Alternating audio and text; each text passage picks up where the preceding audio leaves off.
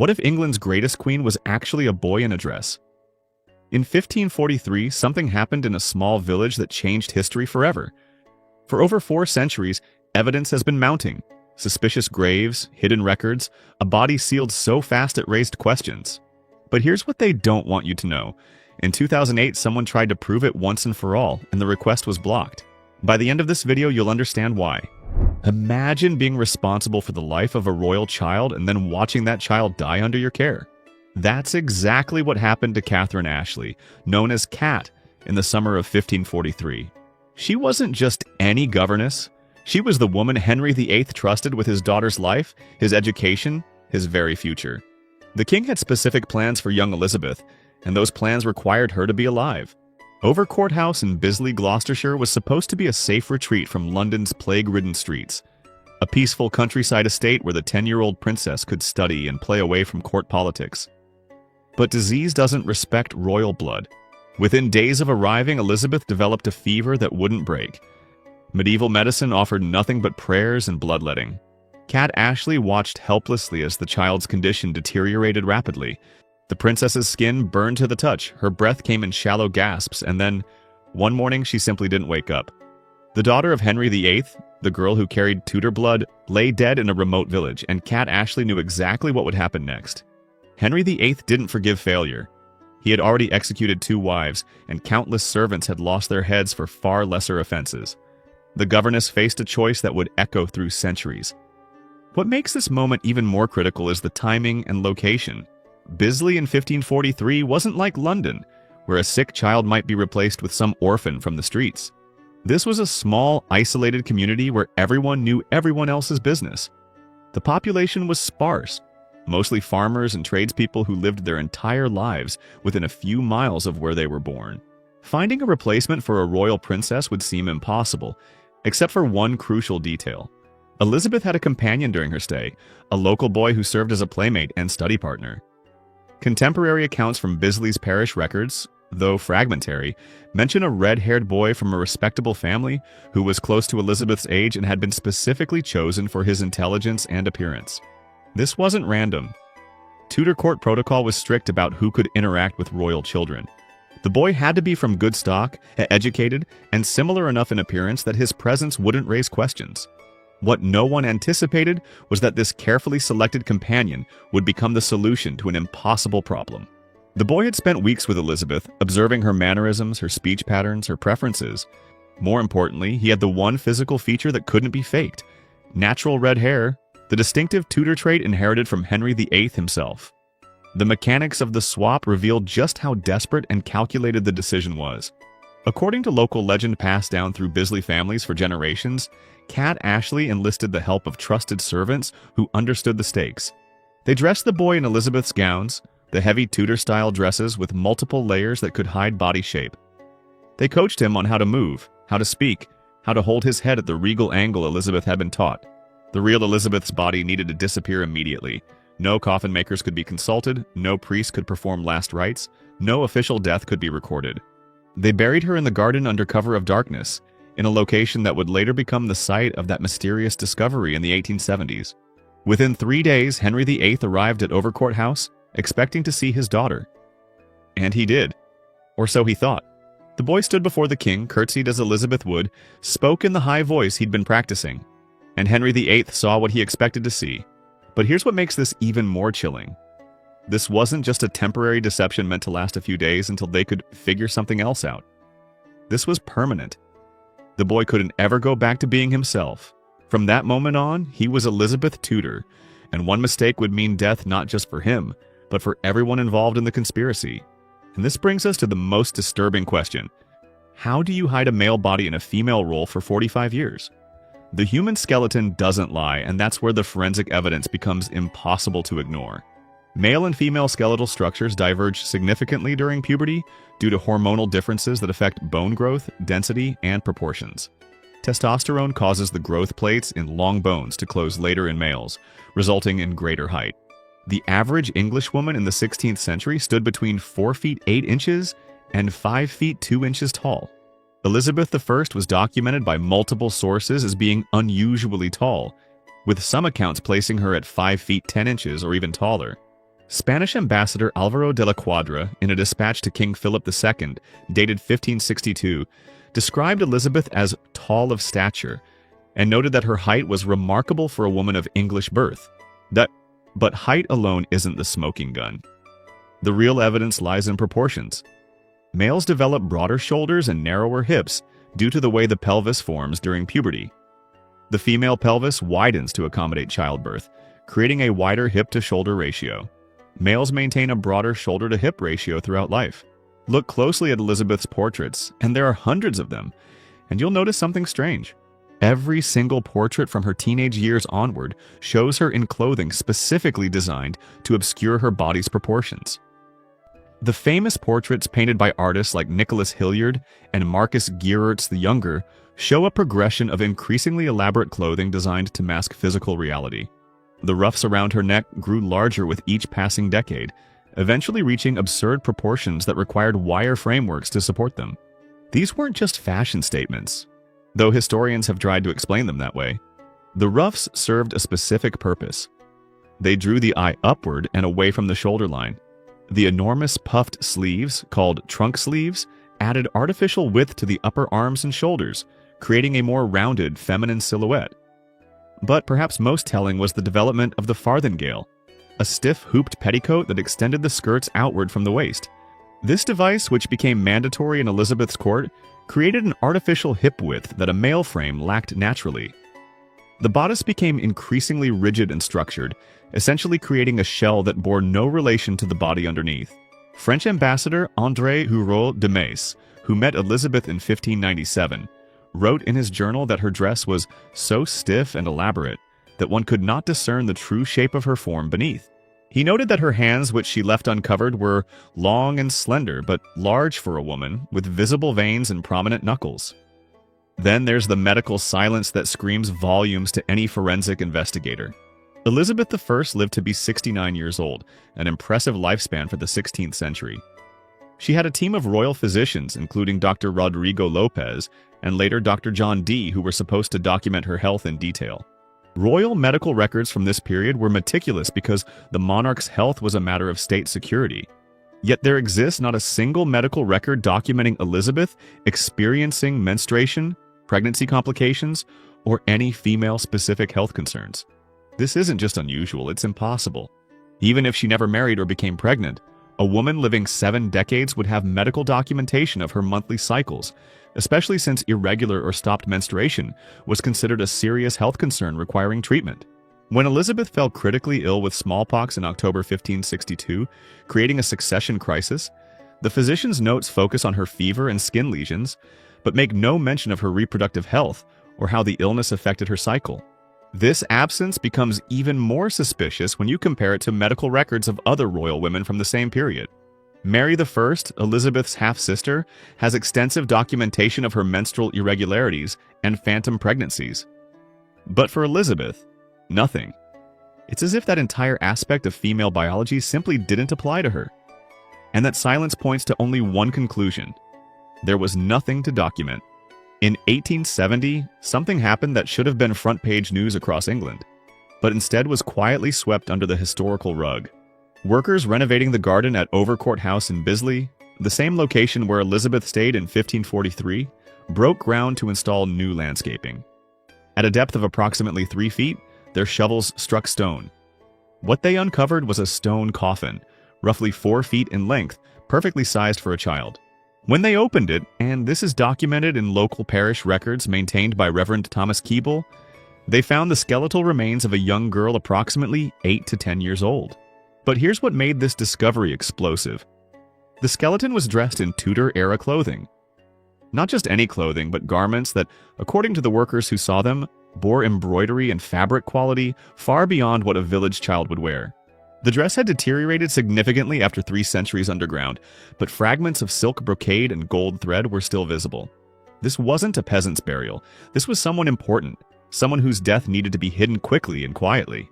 The Victorian workers, recognizing they had stumbled onto something significant, reported the find to local authorities. And then something strange happened.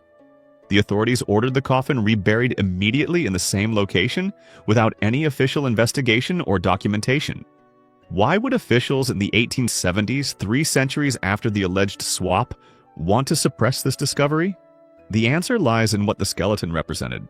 If the body was indeed Elizabeth Tudor, it would mean the entire Elizabethan era, the defeat of the Spanish Armada, the flowering of English literature with Shakespeare and Marlowe, the establishment of England as a global power. All of it was built on a lie. The legitimacy of the monarchy itself would be called into question. But more than that, it would mean that England's greatest monarch, the woman who defined an entire age, never existed. The Victorian era revered Queen Victoria partly because of the precedent set by Elizabeth I. The idea of a powerful, successful female monarch wasn't just history. It was a foundational myth of British identity. Destroying that myth would have political implications even 3 centuries later. So the coffin went back in the ground, and the official records simply note, "Child's grave discovered and reburied," with no further details. But the workers talked. They told their families, their friends at the pub, and the story spread through Bisley like wildfire. Local historians in the 1920s tried to relocate the grave for proper archaeological study, but they couldn't find it. The exact location had been deliberately obscured. However, ground-penetrating radar surveys conducted unofficially in the 1990s detected an anomaly in the garden consistent with the stone coffin at the right depth and location described in the 1870s accounts. What makes the Bisley grave even more compelling is what's missing around it. In 16th century England, death was a public ceremonial affair.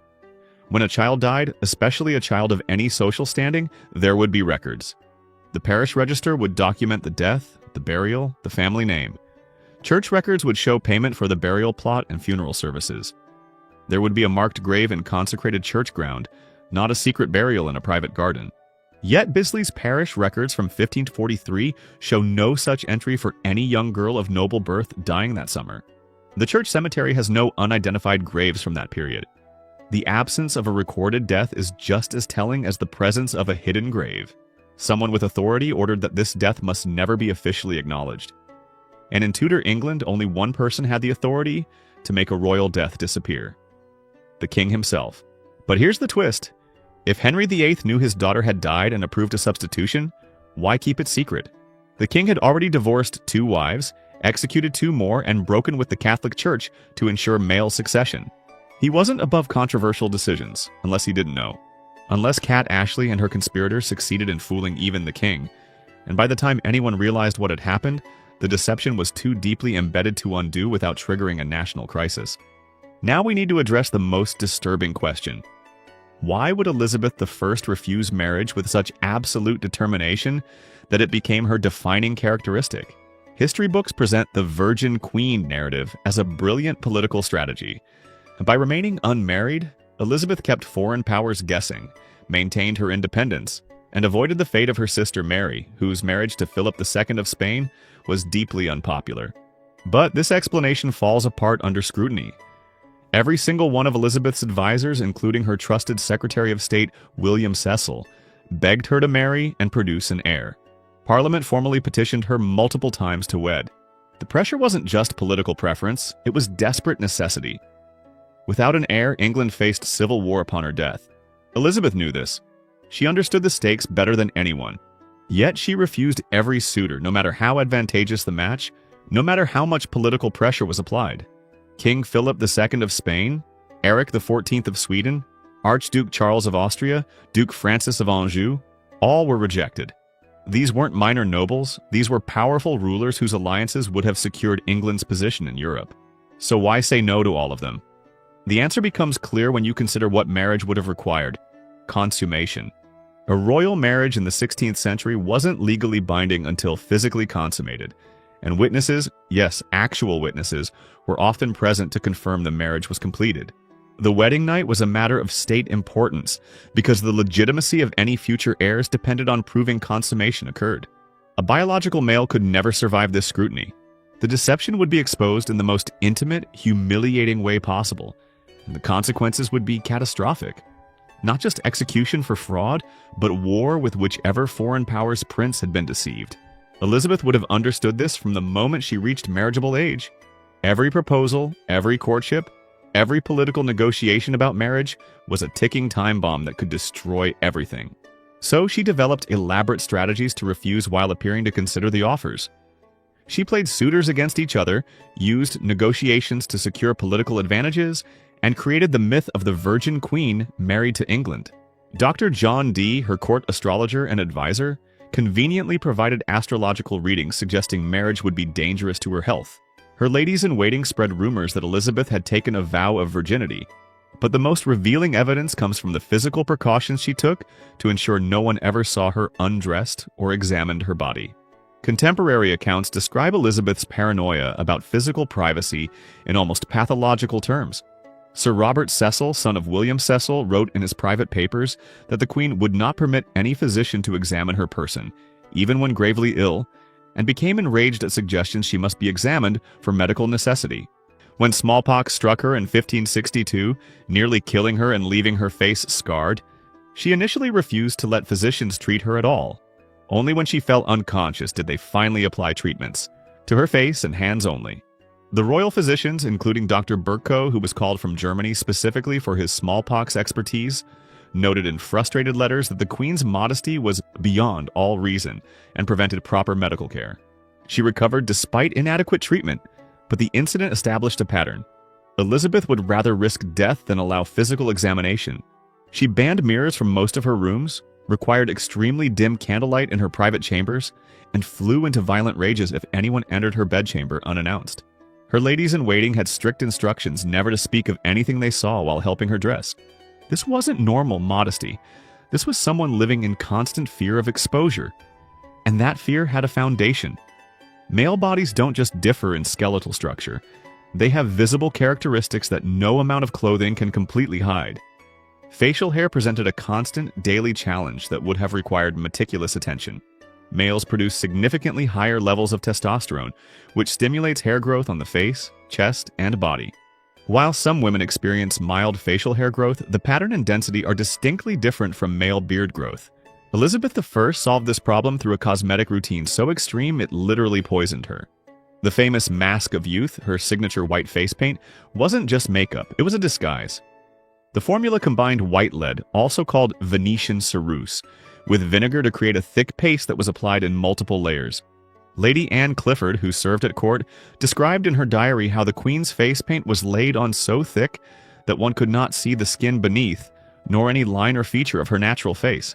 The paint wasn't just white, it was opaque, completely obscuring the skin underneath. This served two purposes. It covered smallpox scars from her 1562 illness, but more importantly, it covered any trace of facial hair or shaving damage. Male skin that is shaved daily develops a particular texture, visible stubble growth, and sometimes ingrown hairs or irritation. The thick lead paint concealed all of this, but the paint came with a terrible cost.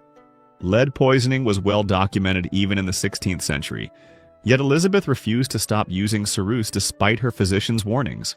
Lead accumulates in the body over time, causing neurological damage, memory problems, and eventually organ failure. Symptoms include tremors, insomnia, paranoia, and violent mood swings, all characteristics that Elizabeth's courtiers documented in increasing detail as she aged. But she had no choice. Going without the paint meant exposure, so she applied it daily, building up layers that gave her face an artificial mask-like quality that frightened foreign ambassadors who met her for the first time. The Venetian ambassador Giovanni Scaramelli wrote to the Doge in 1603 that Elizabeth's face was painted so unnaturally white that one could barely call it a face, more a painted statue.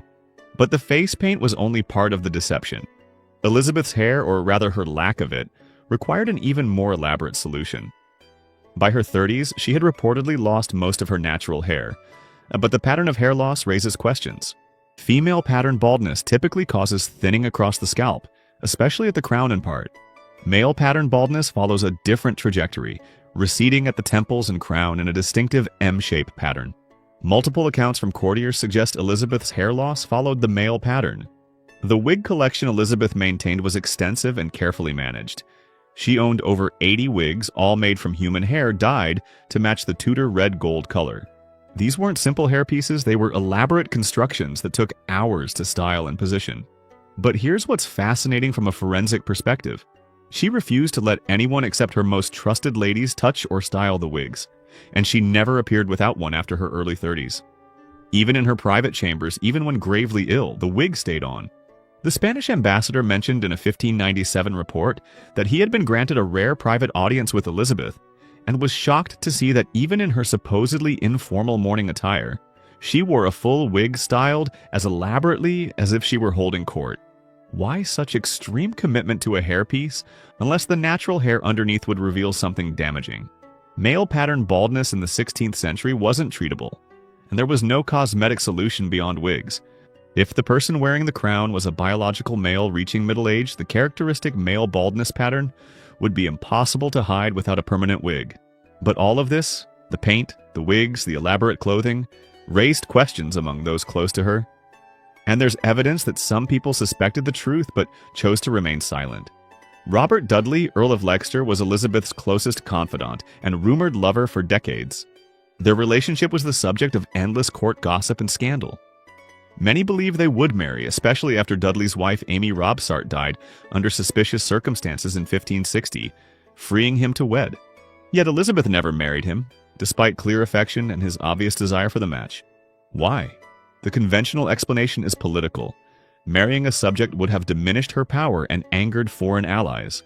But there's another possibility that emerges from Dudley's own letters. In his private correspondence, recently analyzed by historians at Cambridge University, Dudley makes cryptic references to knowing the Queen's true nature and being bound by secrets that cannot be spoken even to my own wife. He wrote to his brother that Elizabeth trusts me because I understand what others cannot, and I am sworn to protect her as I would protect England itself. What did Dudley know? There's evidence he was one of perhaps a handful of people who suspected or knew the truth about Elizabeth's identity.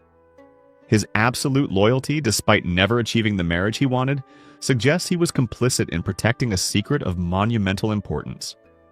When Dudley died in 1588, Elizabeth went into such profound mourning that she locked herself in her chambers for days, refusing food or visitors.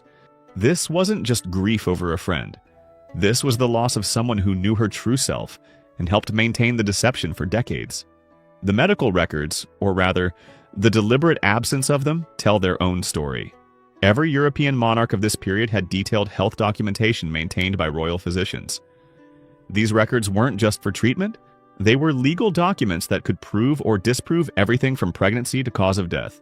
When Catherine de' Medici, Queen of France, died in 1589, her physicians performed a detailed autopsy and documented every organ and abnormality. When King Charles IX of France died in 1574, his autopsy notes filled 14 pages describing internal pathology. Yet Elizabeth I's medical records are suspiciously sparse and focus only on external symptoms that couldn't reveal her true biology. Dr. Rodrigo Lopez, her longtime physician, kept careful notes on her smallpox, her headaches, her digestive complaints, all symptoms that don't require examining the patient's body below the neck. But there's not a single note about gynecological health, menstrual patterns, or any condition specific to female biology. For a woman who lived nearly 70 years, this absence is medically impossible. Either the records existed and were destroyed, or they were never made because there was nothing female-specific to document. The destruction theory has some support. When Elizabeth died, several chests of documents were immediately seized and taken to an undisclosed location. Some historians believe these contained medical records that would have revealed the deception. But we'll come back to what happened at her death, because that's where the cover-up becomes undeniable. Let's examine the personality shift that occurred around 1543, because it provides psychological evidence of identity substitution. The historical record shows two distinct Elizabeths, the girl before 1543 and the one after. Before that summer, descriptions of young Princess Elizabeth paint her as playful, spontaneous, and occasionally petulant, normal childhood traits. After 1543, something changed dramatically. The new Elizabeth was preternaturally composed, calculating, and showed what courtiers called wisdom beyond her years. This wasn't gradual maturation, it was an abrupt transformation that coincides exactly with the Bisley stay. Child psychology recognizes that trauma can cause personality changes, but not the kind of complete behavioral overhaul documented in Elizabeth's case. Instead, what we see matches the profile of someone playing a role, especially in the first few years after the supposed swap. Roger Ascham, who became Elizabeth's tutor in 1548, 5 years after Bisley, described his new student as extraordinarily cautious in her speech and movements, as if every word and gesture were carefully rehearsed. He noted that she would sometimes hesitate before responding to questions about her early childhood, as if confirming memories rather than recalling them naturally. This isn't how genuine memory works. When you remember your own childhood, you don't pause to verify the details. You just know. But someone recalling stories they've been told about a childhood they didn't actually experience would show exactly this pattern of hesitation. The handwriting evidence adds another layer of forensic proof. Graphology, the analysis of handwriting, can reveal not just personality traits, but can also identify whether the same person wrote different documents. Forensic document examiners at the University of London compared Elizabeth's childhood writing samples from before 1543 with those after, and found significant differences in baseline structure, letter formation, and pressure patterns. The differences are subtle but consistent, exactly what you'd expect if two different people were trying to imitate the same handwriting style. Both samples show the formal italic hand taught to nobility, but the execution differs in ways that suggest different hands. The pre-1543 samples show a lighter touch, more rounded letter forms, and less consistent spacing. The post-1543 samples show heavier pressure, more angular letters, and extremely regular spacing, as if the writer were concentrating intensely on maintaining consistent appearance. Master forgers know that maintaining a false handwriting style requires conscious effort that shows an increased regularity and pressure. Natural handwriting varies slightly because it's automatic. Forged writing is too perfect, too consistent. Elizabeth's later handwriting shows exactly this over-controlled quality. But perhaps the most damning evidence comes from what happened when Elizabeth knew death was approaching and could no longer maintain the facade. When Elizabeth I died on March 24, 1603 at Richmond Palace, something unprecedented happened. The normal protocols for a royal death, which were detailed, specific, and always followed, were suddenly abandoned. Typically, when a monarch died, the body was washed and prepared by ladies of the court, dressed in ceremonial clothes and laid out for viewing by key nobles and courtiers. This served both ceremonial and legal purposes. It confirmed the monarch was truly dead and allowed multiple witnesses to verify there was no evidence of foul play. After lying in state, the body would be processed to Westminster Abbey for burial, with the coffin open during transport so crowds could see and mourn their monarch. Elizabeth's death followed none of these procedures. According to fragmentary accounts from courtiers who were present, Elizabeth's body was sealed in a lead coffin within hours of her death, before rigor mortis would even have fully set in. The lead coffin, which was hermetically sealed, was then placed inside a wooden outer coffin, and the entire thing was draped in cloth so that no one could see inside, even if they managed to open the outer shell. There was no lying in state. The coffin remained sealed throughout the funeral procession. The burial at Westminster Abbey happened quickly, and then came the most suspicious detail of all. Elizabeth had left specific instructions that her body was never to be exhumed or examined after burial. Why would someone demand their body never be examined? The stated reason was that Elizabeth wanted to preserve her dignity and not be subject to the indignities of posthumous examination. But this makes no sense in historical context. Autopsies and post-mortem examinations were standard for royalty precisely to prevent rumors of poisoning or foul play. When suspicious deaths occurred, the failure to perform an autopsy generated conspiracy theories that damaged the monarchy. Elizabeth understood this better than anyone. She had lived through the suspicions surrounding Amy Robsart's death and had seen how rumors could undermine legitimacy. Yet she specifically requested no examination. The instruction was so emphatic that it was witnessed by multiple courtiers and recorded in her final wishes. Archbishop John Whitgift, who attended Elizabeth in her final hours, wrote to Robert Cecil that the Queen's last coherent statement was about protecting her body from posthumous violation and examination. Why would this be her final concern unless there was something to hide? But here's what makes the sealed coffin even more suspicious. Several courtiers who were present when the body was prepared for sealing made cryptic comments in letters and diaries. Lady Philadelphia Scrope, one of Elizabeth's ladies-in-waiting, wrote to her sister that the Queen's body in death showed aspects that troubled those of us who prepared her, but we are sworn to silence on pain of treason. What aspects? What could possibly trouble experienced ladies-in-waiting who had dealt with death before? The most explicit account comes from a deathbed confession made decades later by Lady Anne Cornwallis, who had been present at Elizabeth's death. In 1638, 75 years old and dying herself, Lady Anne told her granddaughter details that were recorded in the family's private papers. She stated that when Elizabeth's body was washed and prepared for burial, We saw that which we could not speak of, for it would have torn asunder the realm. The queen's body bore not the characteristics we expected of a woman who had lived 70 years. She went on to say that the women present had been threatened with execution if they ever revealed what they had seen, and that the rapid sealing of the coffin was ordered specifically to prevent others from seeing. The Cornwallis family papers were discovered in 1954 in an attic in Norfolk, and are now housed at the British Library, where researchers can access them under restricted conditions. The authenticity of the documents has been verified by multiple handwriting experts and historians. Yet this testimony has never been widely publicized because of its implications. If Lady Anne's account is accurate, it means the women who prepared Elizabeth's body for burial saw physical evidence of male anatomy. The threatened executions, the forced oaths of silence, the sealed coffin, all of it was designed to ensure that the truth died with Elizabeth. But the secret couldn't be completely contained because too many people suspected something was wrong. In 2008, historical researcher Dr. Philippa Huxtable petitioned the Church of England for permission to conduct modern forensic analysis on Elizabeth I's remains. The technology exists to settle the question definitively. DNA analysis could determine biological sex with absolute certainty. Bone structure analysis using CT scanning could reveal whether the skeleton is male or female without disturbing the remains. Isotope analysis of teeth could potentially determine if the person buried as Elizabeth spent their early childhood in Bisley or in royal residences. All of this could be done non-invasively using modern medical imaging. Dr. Huxtable's petition was supported by several prominent historians and forensic anthropologists, including Dr. Margaret Hunt from Oxford University, who argued that solving historical mysteries serves the public interest and that the question of Elizabeth's identity has significant historical importance. The petition included detailed protocols for how the examination would be conducted, what methods would be used, and how the remains would be protected throughout the process.